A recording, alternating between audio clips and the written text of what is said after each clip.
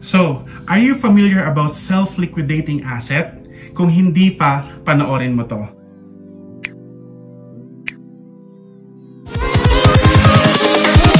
Here we go!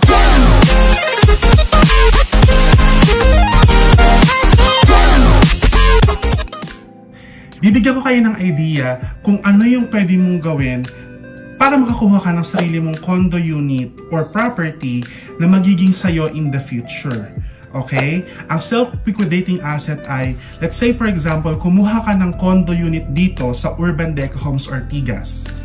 And let's say ang monthly installment mo or ang monthly amortization mo for 30 years ay 18,500 pesos.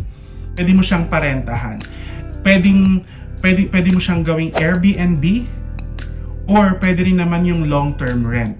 Yung Airbnb dito sa Urban Deca Homes, yung 2-bedroom unit is from 2,000 to 2,600 if I'm not mistaken.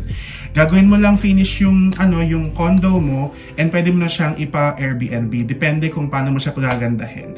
Pero pwede rin yung long-term rent. Pwede mong gawin yung bare unit lang or pwede mo siyang i-fully finish. Kapag fully finish yung unit mo, pwede mo siyang pa-rent from 20 to 25,000.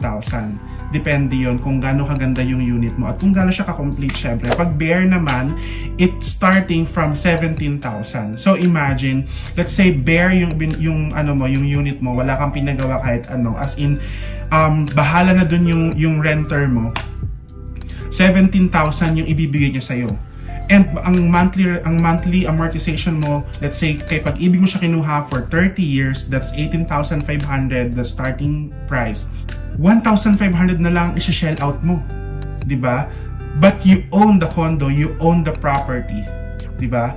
So, pwede mo rin siyang maging yung kumbaga hindi lang basta self-liquidating asset, yung kumikita rin talaga, yun nga yung Airbnb kasi nga imaginein mo 2,000 to 2,600 pesos per month siya.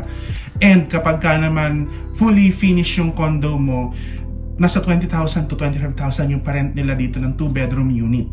So ang laki nung pwede mong kitain, di ba? Pero imaginein mo, kapag Pag-ibig financing mo siya ipinasok, 10,000 lang ang reservation fee natin at 0 down payment. So imaginein mo, 10,000 lang ilalabas mo out of pocket. Tapos pwede mo nang parentahan right away pagka-approve. Okay? So ganun siyang kaganda. If you have question, you can jot down on the comment.